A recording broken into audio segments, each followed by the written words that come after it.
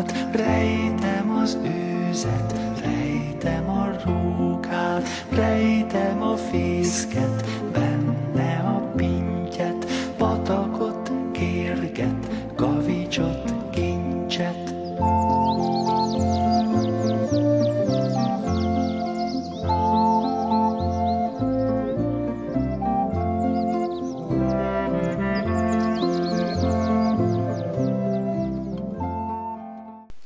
Nemesnagy Ágnes, gesztenyefalevél.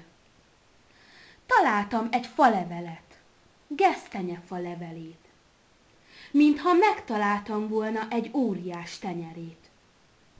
Ha az arcom elé tartom, látom, nagyobb, mint az arcom.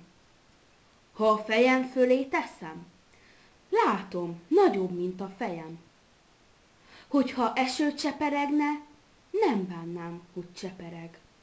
Az óriás nappal éjjel, óriási tenyerével befödni a fejemet.